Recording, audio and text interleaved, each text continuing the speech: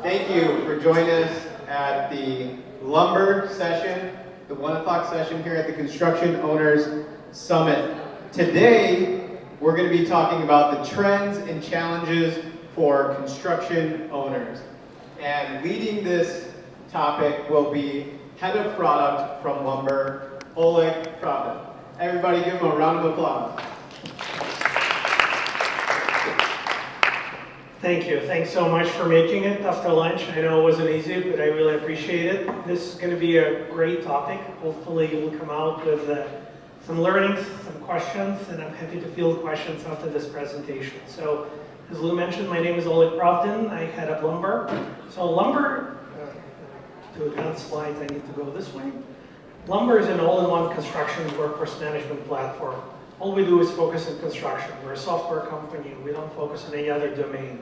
Retail, restaurants, e-commerce. We love construction, and that's what we're about. And what we've built is an all-in-one construction workforce management platform that features some of the best-of-breed capabilities all in one consolidated application. We have payroll, time tracking, onboarding and recruiting, as well as safety and injury tracking right inside the application. We field productivity. And we've gamified the experience. And this has really moved the needle for a lot of our companies and workers in the field. We're passionate about providing real value to construction owners as well as the field operations. So as I mentioned, what our products are about is really integrating the entire ecosystem. So you don't have multiple systems of record, multiple applications. You've got your data in one single system of record with payroll and time tracking. We're the only company in the space that actually has real-time pay calculation engine. So why does that matter to you? If you wanted to look at your job costing and profitability today, now, end of day, each day, you could do it with Lumber, as opposed to having to wait for your payroll to be run end of this week or every 2 weeks.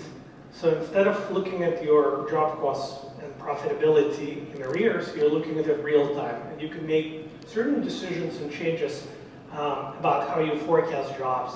It'll help you with much more accurate bidding. And then a few other solutions we have is scheduling and dispatch. So if you're a plumbing contractor, an electrician, if you need to dispatch crews and quickly and efficiently change where they work, you can use the scheduling and dispatch application from us. And we have safety and compliance built in. I'm also very proud to be here in Wisconsin. We operate out of Wisconsin and California, and here are a few customers, which we appreciate very much, that have been here and are out there in the hall.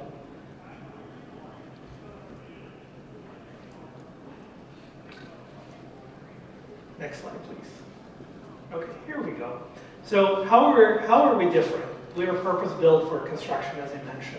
And we leverage some of the best capabilities in the market, including AI that's built into our product and the largest language model for construction specifically. We focus just on that use case. We're mobile friendly and mobile first. So a lot of our construction customers and in the industry itself, there's really a pushback by the field adopting new technologies because they're clunky, complex to use, they create overhead for workers. They just want to actually do what they do best. Carpentry, masonry, other trades. We have an easy-to-use software, and our goal is to really automate a lot of the compliance. So right now, if you're a construction owner, you're in the business of compliance. You basically have to figure out what are the state laws, federal laws, if you do prevailing wage, state and federal level, if you're dealing with unions, how do you generate those reports? Your business is compliant. We want to automate that. So we handle all of the rules and integrate them. You're still in control. You can layer a lot of your additional complexity into the product. Some of the most, I think, attractive features about our product is anything we launch is multilingual. So you have English and Spanish, whether it's time tracking, scheduling, or payroll. You can look at your pay stub. We automate payroll calculations, I mentioned, across all 50 states. So if you're dealing with prevailing wage and you've got multiple jobs, whether it's state or federal, all of those rates are automatically loaded for you. And with real-time job costing, you understand how profitable you are and what is your cyclicality on a weekly basis, even on a daily basis. Across which jobs are you actually spending more versus less. We're starting with labor and then equipment and material. In addition, there's a two-way messaging built into our solution. So if you want to if the back office wants to send a message to the field to say, show up at 8 because an incident occurred, you need PPE equipment, things like that, you can absolutely message the field and have that audit trail. And as I mentioned in the last session, we've gamified the experience. So we have badges and rewards built into the platform. And how do you incentivize positive outcomes? Well, you can incentivize your workers, frankly, with gift cards, badges, or cash. Cash works real well. So if you basically set a goal of completing this project in 2 weeks, and if the crew beats it, you can actually put some incentives on top of it because we're a payroll company. We'll pay it out same day. And this has moved the needle, frankly, for a lot of our customers trying to drive positive outcomes, which is safety, of course, quality, and speed of construction. So that's a little bit about us. Okay. So when we work, and before we wrote a single line of code, we spent time with 200 construction companies when we formed. And honestly, we've probably spoken to now over 1,500 construction companies. And what we're seeing is challenges with the back office. You're basically, if you're a construction owner, you have to deal with finding those time cards, doing payroll on time, understanding your job costing, how do you invoice, how do you estimate. As I mentioned in the last session, it's part of the reason why in this high revenue business but low margin, you've got 40% of companies going out of business every 3 years. What we'd like to do is we'd like to deliver an automated platform that's fully integrated, that allows you to focus on what you do best, and leave the back office and field operations to our platform. And with AI-powered tools, our goal is to actually remove 80% plus of the complexity and the babysitting you have to do over your staff.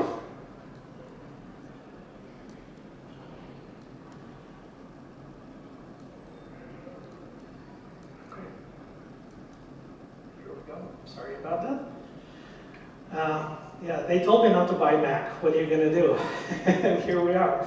So I wanted to share some of the themes of the challenges construction companies have, and I'm hoping they resonate with you.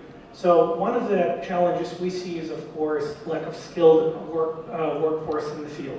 So how do you actually attract and retain that workforce? How do you actually build skills to hang on to your best performers as they grow in their career? So finding talent, hiring talent, retaining talent is one of the key challenges in the industry. Then I will say is how do you efficiently manage your field? Whether it's through a digital time tracking solution that's easy to use and that feeds into your payroll, scheduling of crews. The worst thing you can do as a construction owner is dispatch a crew and the site is not ready. So you're paying a lot of people to, frankly, not deliver. And that's how you get behind your projects to deliver them. And how do you actually move and reschedule your crew on a dime? So they can see in a mobile app, that's where I need to go. You can order your equipment, you can track your material, all in one platform. And then building codes and regulatories. We talked about compliance. Compliance in construction, everybody wants compliance. Like in baking, compliance and safety is a big part of the job. So understanding legislation that's coming into us as a mountain in this industry, it's critical. New legislation is passed every day, whether it's in Illinois, recent legislation about basically tracking sick time accrual and PTO accrual. In California, where I work and live, there's legislation every day, break rules, overtime rules. It's one of the most complex states to actually do construction. So being able to rely on a platform that incorporates all of this new and existing legislation, Davis-Bacon Act. How do you update every year your wages that the workers receive?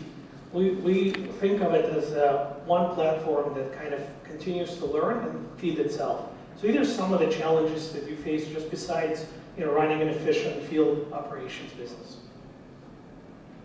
Excellent. So some trends I wanted to share looking across our customers and looking at the industry. So for a typical 50 to 100 person company, basically payroll takes about 20 hours a week.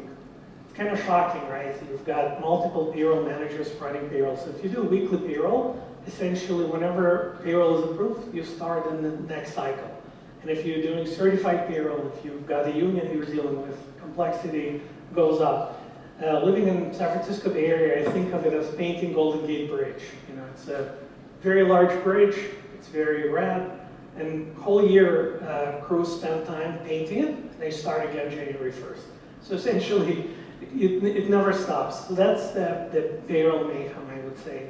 The other part is, actually what's interesting is a digitized time tracking solution really streamlines your payroll operation. You're able to capture all of the hours worked in the field, apply overtime rules, apply break rules, multiple shift concepts if you're dealing with a union. The time tracking concept actually feeds your payroll. And so our belief is if you automate time tracking capture with a pay calculation engine, 80% of your payroll should be automated and done. That's our belief. So going from 20 hours to 4 hours and down the road even less, that's the value proposition that we offer. And then what we also see from a technology stack perspective, we see two types of customers. We see customers that have 5 to 7 applications. They're purpose-built, best of breed, but they actually don't talk to each other. So what's interesting is the field has different information than the back office. If you're dealing with change orders, what is actually the cost of the job? How do you generate the right invoice? You're always scrambling across all of the systems. And the way most of these customers do, they download all this information in Excel and manually massage it to get to the source of truth. And it's a risky proposition because you've got a lot of sort of manual input and manual number crunching. We see the other side of the coin where if you are an ERP, a lot of our customers have 20-year-old ERPs.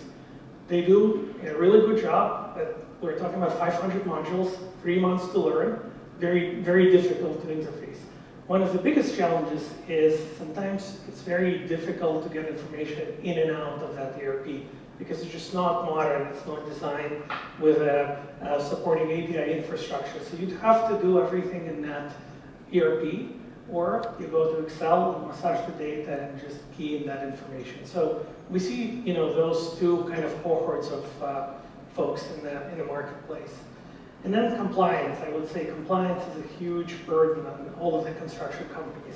Specifically around payroll, we're talking about thousands of different job types. If you're dealing with unions, each union has its own collective bargaining agreement. How do you actually make sure you load all of the job levels and job types? And then let's say if midweek the rates actually change, how do you automatically make sure that the payroll picks up the right rates so you're not in harm's way, you don't get penalties, you don't get fines? So it's a dense topic, but it's a very difficult topic today to run an efficient construction business with back office. So compliance has to be just part of your program today. Excellent. So, we've looked at a lot of technology solutions out there, and there's some trends I wanted to talk about. So some of them are around lack of just modern, user-friendly mobile capabilities. So the field, they're already inundated with a lot of things they have to do. So now adopting a new technology that's not built by somebody who understands construction, that's very difficult. You've got folks using products that are built for restaurant or retail industry, and now they're being adopted for construction.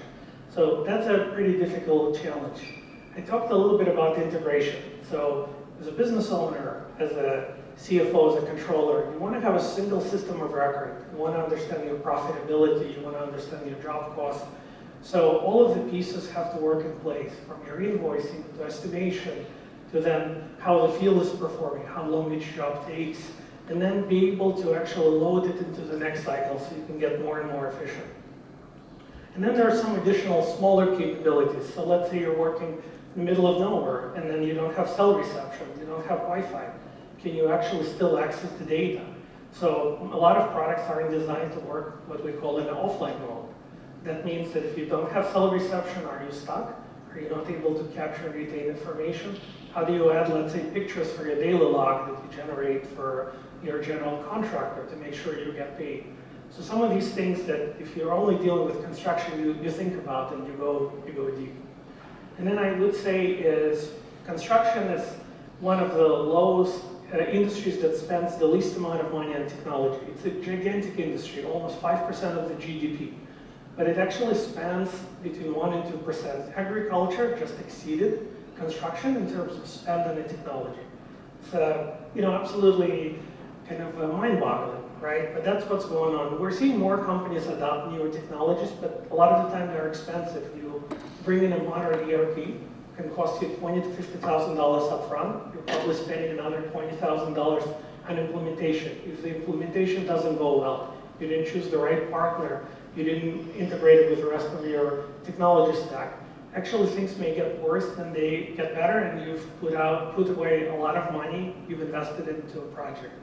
So these are some of the challenges we're seeing. I think the last one I will say is, and we see that a lot, sometimes security obviously is a huge concern. And so we see customers and prospects and other industry folks feel like they actually have like a local server running in somebody's cubicle in a dusty corner. That's security because it's not connected to the internet.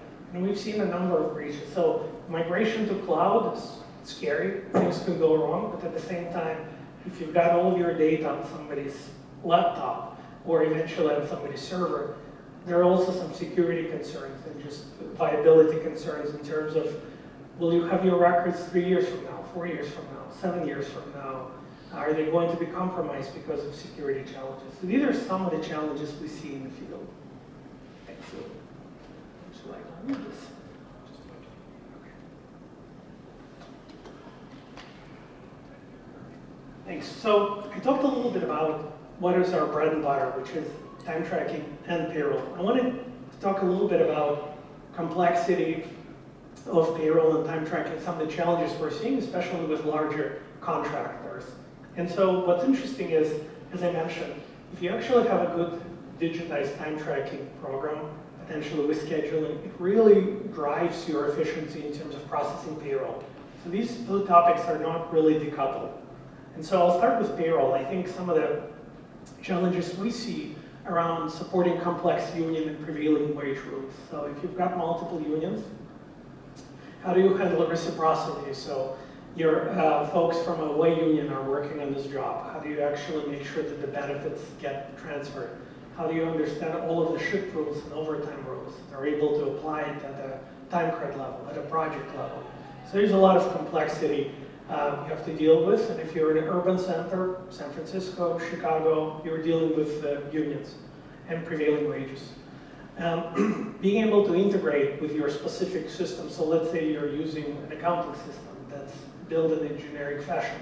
Does it understand your structure of cost codes, subtypes, and specific construction terms that are absolutely needed for you to drive accountability if it's not purpose-built, and be able to get information in and out? We also have customers, plumbers, electricians that have multiple jobs, EV installation, solar. They have multiple jobs. So how do you enable your crews to actually plug in and out and track hours worked against a particular project? Not just how much you need to pay them, but how do you actually track how many hours they worked on each project for that real-time job costing? You need to make it efficient. So not all the software systems are designed to do that. And one more item I wanted to mention, construction is highly cyclical, not just because of the industry and sort of upside economy, but also seasonality, right? So you've got downtime in a lot of places, whether it's rain or cold weather, right? Winter is a little bit of a downtime. So how do you efficiently, furlough, offboard some of the folks that work in your firm and quickly staff up if you need to? So it's important to have the systems that play hand in hand. So it's not just payroll, it's the entire kind of HR technology stack. And time tracking, that's where we really started. So we think about digitized time tracking solution strongly. So it's really ability to support any modality you have.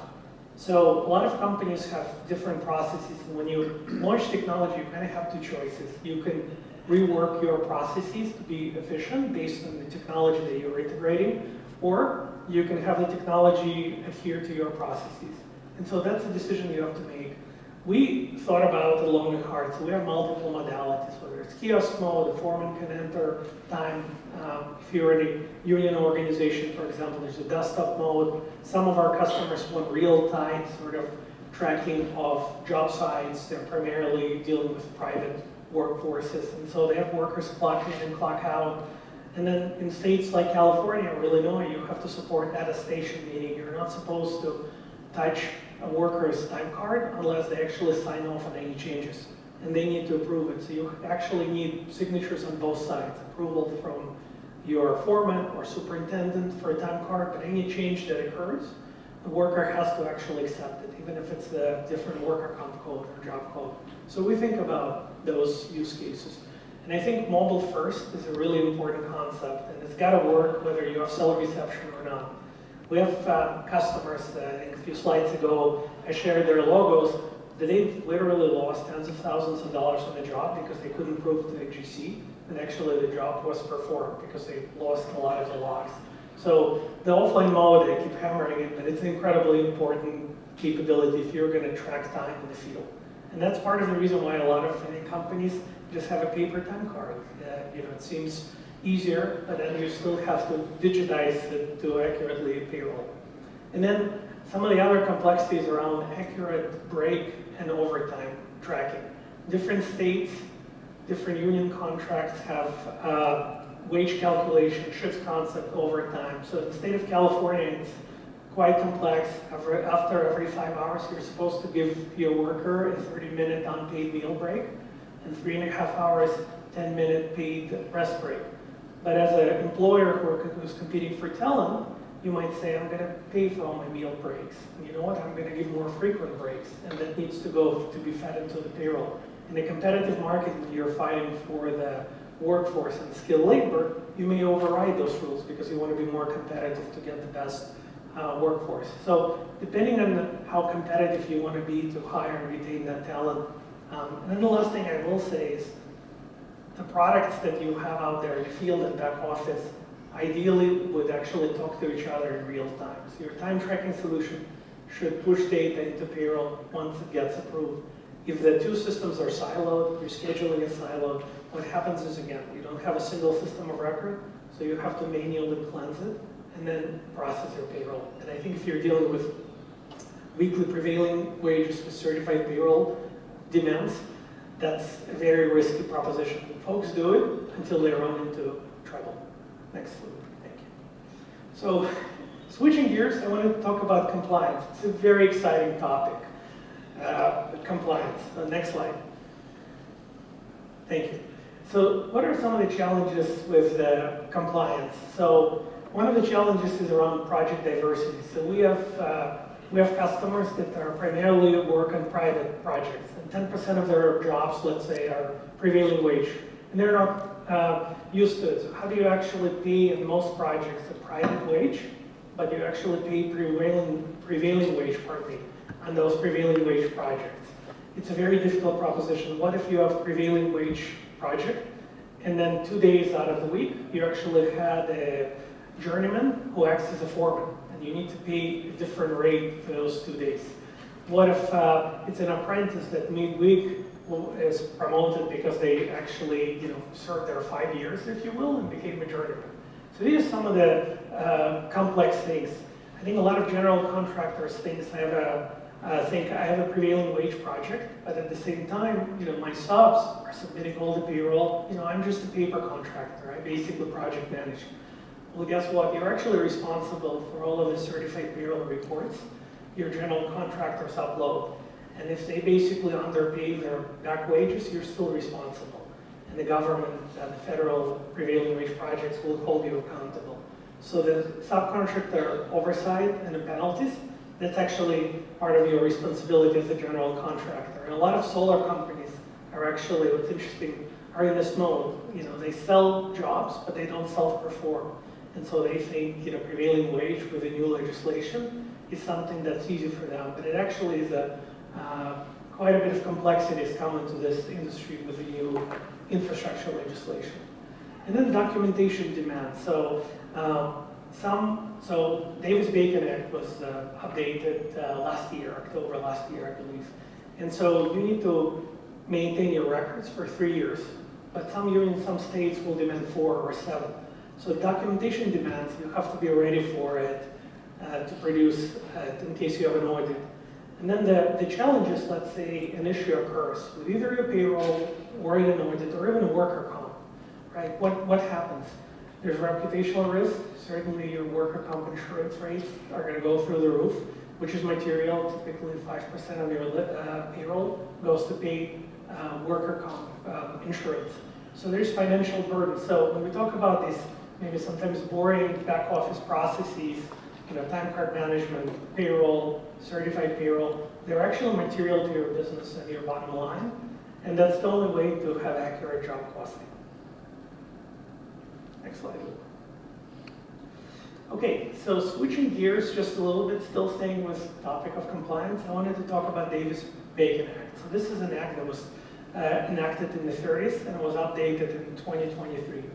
And so if you're going to do prevailing wage, especially at the federal level, this is material to you. So what are some of the typical challenges in the prevailing wage projects? So one is misclassifying workers. I talked about it a little bit. You have multiple levels of electrician, or carpenter, or plumber, and you actually need to pay an accurate rate and fringe benefit to the right classification of the job type. And then, there are simple things you need to actually do, like posting wage posters at the job site, if it's a prevailing wage job site. And so what's material is, let's say you miscalculate wages, you miscalculate fringe benefits on prevailing wages. You have to correct it as quickly as possible and then upload and re-upload that certified payroll report to override it. And if you don't do it, the risk is if you get barred from these high revenue projects, you may lose a big portion of your business. So it's actually important. And typically if you correct an issue quickly and upload that certified payroll again, no harm, no foul. But if you're a general contractor, you're actually managing it not just for yourself, but the rest of your subs. And so they all have to adhere to this program. And then I will say, we see this often in the field, inadequate record keeping of hours, right? In a lot of states, Illinois, California, New York, I talked about the attestation. Both sides need to sign off. We have customers in the marketplace that basically have a number of lawsuits, class action lawsuits. It's not that difficult nowadays to go from one disgruntled worker that worked 6 months ago and felt like it wasn't allowed to take breaks or wasn't paid accurately for overtime, and then legal firms will find additional workers to make your case stronger. So having a really tight time tracking solution not only improves your payroll, but it actually protects you from a lot of legal obligation. So why do contractors make mistakes with Davis-Bacon? Well, it's incredibly complex. It's very easy to make a mistake, actually. So if you don't have the right software or the right people, or preferably both. So paper methods, right? If you're actually tracking time on paper, it's very difficult because how do you calculate overtime, especially if you're dealing with a union, for example, organization, you have multiple shifts or prevailing wage. How do you calculate overtime in mixed jobs or when you've actually had multiple roles in that week? Classification, if you look at it, City of San Diego will have pretty different rates from Southern California, from Northern California. And so on prevailing wages, you have, if it's state prevailing wage, the rates are different from federal. And so you need to adhere and kind of load all of those rates. And then each state has its own set of forms. Some are pretty similar, like WH-347. In California, you also need another one, A-131, I believe. But you still have to know what forms to upload, and then your general contractor, typically that works with the government, will tell you what portal to upload that certified payroll. Is it LCP tracker? Are you going to a DIR? So not only are you responsible for uploading your payroll data, but also all of your subcontractors need to upload that weekly certified payroll. And some contractors may or may not be aware if there's a prevailing job open, but you actually don't have any hours this week worked against this job, you still have to upload that certified payroll report. So the obligation is on you to continue doing your due diligence and uploading those reports, whether you had 0 hours or you had 1,000 hours against this job this week. And then the rates do change a lot. So if you're in the business of compliance, you need to go ahead and update those rates. And so we think of it in a way where our system should automatically capture new rates, as opposed to asking the payroll manager to always look at the government website and update those rates. So a lot of complexity, and you can see manual labor that creates Davis-Bacon and prevailing wage, federal and state projects difficult, but they are lucrative, and more industries have to adhere to these laws. For example, solar, whether you're working a prevailing wage job or not, you now have to, the state of California, Illinois is next, I believe, you have to adhere to prevailing wage. So even if you have a private project, now you're under that prevailing wage umbrella. So when the legislation changes, it has a major impact on our industry.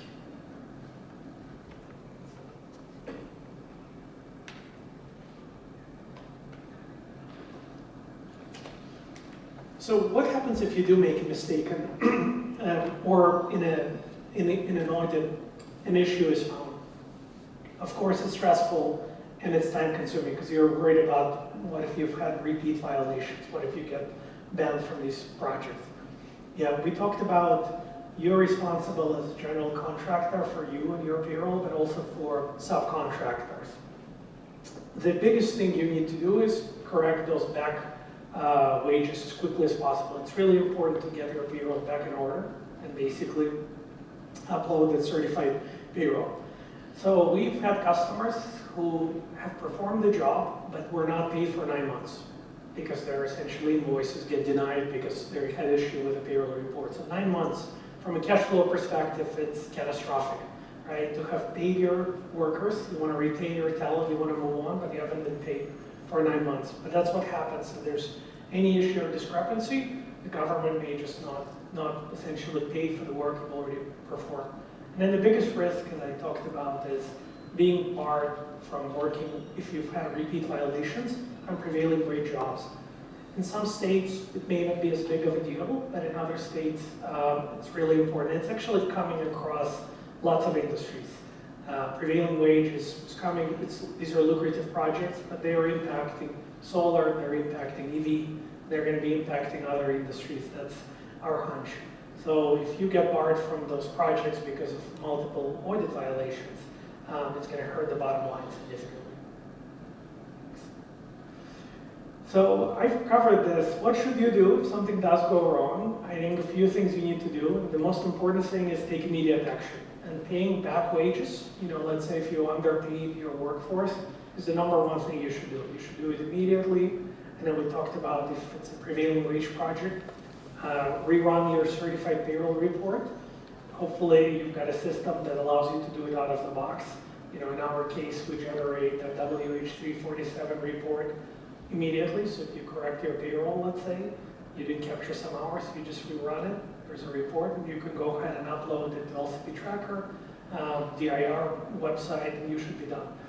But paying back those wages, that's important to be whole, to be right with your workforce. And then from a reporting hierarchy, right, there's 2 roles. So if you're a subcontractor, you not only need to pay those back wages, you need to let your general contractor know that the mistake has occurred. And you basically have to rerun that report. And then as a general contractor, you have to resubmit that report directly to typically DIR. And what we've seen is, unless you've got multiple violations and there's a high degree of sloppiness, the Department of Labor rarely gets involved. So if you self-correct, you pay back those wages, you're going to be, again, in good standing, and things will work out. So mistakes happen. This is construction. It's a very difficult industry to stay on top of. But if you correct those mistakes timely, you're going to be in good shape. Next slide. Okay, so let's talk about what we think is an ideal construction workforce management platform. We think it's a fully integrated solution that captures some of the most important aspects of field operation and the back office. So it starts, as I talked about, digital time tracking solution that we believe adheres to your processes. In other industries, it'd be great to deliver a solution that's incredibly efficient and just say, change your processes to adhere to that. In construction, that just doesn't work. If you've got really great people in the field, they're not changing their ways. The software should be adaptable and be able to really adapt to your environment, the way you want to track and capture information. And then time tracking with scheduling allows you to actually run really an efficient business, understand drives daily job costing, assign crews so you have as much productivity as possible. And those 2 programs really should drive automation of payroll. If you've got all of your rules loaded in terms of overtime, breaks, shift concept, all of those things that are configured, hopefully they're configured once. And then you don't have to worry about it. The system should self-learn, update the rates, stay on top of changes to the collective bargaining agreement, and that should drive, as we think about 80% of automated payroll experience. Your payroll should not take 20 hours a week plus. Your payroll should take 2 to 4, and we hope to continuously work together with our wonderful customers to drive that down. But our vision is if you basically have a digitized time tracking solution and schedule if you need it, and you approve that weekly time card, your payroll is created automatically. It's ready for you to process. If you want to make changes, of course you can, but that should be ready for you. The way we've sort of thought about how do you drive field adoption, we've gamified the experience, as I talked about. So you have, if you want to incentivize positive outcomes, for example, safety has been an issue. Well, you enable a safety badge and you set different levels. So let's say no injuries reported per week could be a $20 gift card to Starbucks. If you've had a year worth of 0 injuries, you can, give a $200 bonus. And that same kind of logic can be applied to lots of things, clocking in, clocking out, delivering projects before your scheduled time. So if you beat your deadline, not only is it driving your efficiency as a business, it's driving your profitability. You can deploy those workforces to other projects, your crews. And what that means, you can actually then pay your workers more through bonuses and other programs. So that's how we thought about how do we deliver win-wins. It's not just Big Brother essentially in terms of time tracking and scheduling, but how do we actually deliver simple and delightful experiences where the workers win and the management wins and are able to adhere to all of the compliance rules, make their payroll efficient, and not go out of business.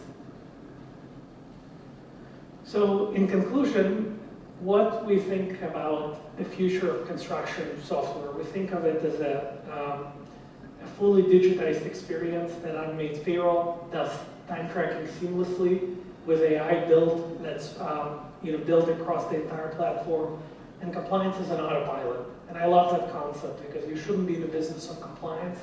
Our software should adapt to support your compliance needs as new laws and regulations change. And then you want to make it simple so that it shouldn't take many months to actually deploy. You should be able to take your life in 2 weeks, sometimes 2 to 4 weeks. But if it's going to take you many, many months, then it may not be the right technology stack that you've chosen. And then we want to make it fun, so there's more and more around gamification. How do we actually incentivize workers and delight them and deliver value just beyond clocking in and clocking out and seeing their paycheck in the language of their choice? How do they actually earn a lot of badges so at the end of the year they can say, I've performed incredibly well, I'm ready for my next level. Construction hasn't had data. And so when management has data about best performance, and you have the data, it gives you negotiating power and it gives you opportunity to reach that next level. So with that, that's my presentation. I'd love to take any questions and have a discussion.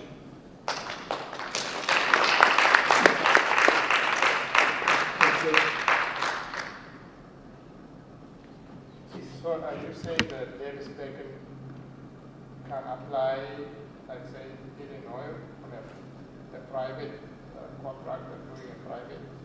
Yeah, so Davis Bacon applies to federal typically level, but in Illinois there is prevailing wage that are set at the federal level or state level. Right, and oftentimes, if basically at state level it's not set, it defaults to the federal level. So you do have to be concerned, but Illinois has its own set of prevailing wages. So the rates typically are similar, but there is some churn. In most states, Illinois, the forms are the same. So certified payroll you would do for federal project, you would also leverage for state projects. Sometimes states also require additional forms, additional reports to be available. But if you can comply with federal, you're in a really good spot for a state. And the benefit, what we think about our platform is if you expand to other states, we have you back, we have you covered. So if you expand Illinois, Wisconsin, other states, then prevailing wage coverage and payroll and reports across all 50 states should be ready out of the box. Yes, right. So a lot of payroll processes just process payroll, and then there's a lot of extra work behind the scenes, like payroll taxes and, let's say 401k match and stuff like that. Does this do just payroll? Yeah, great question. We're a full-service payroll company, so the answer is we do it all. We have to do it all, honestly, otherwise you have a really messy environment. So we withhold benefits, do calculation of matches, of the health, vision, wealth, 401k, health savings account, flexible savings account. In addition, even union reporting. So if you're dealing with unions, once a month you have to send them a report, right, of all the benefits, fringe benefits, payroll reports. So that comes out of the box. But yeah, whether it's lumber or another solution, you don't want the payroll system that can just pay out workers, but not take care of the benefits, because it's just reporting will be off-kilter, your workers will not be happy. So yeah, we're all in one system. And then along with the service as well, so filing the taxes. Yeah, thank you. Yeah, we'll file the taxes, generate W-2s that the workers can get in the mail or look in their mobile app.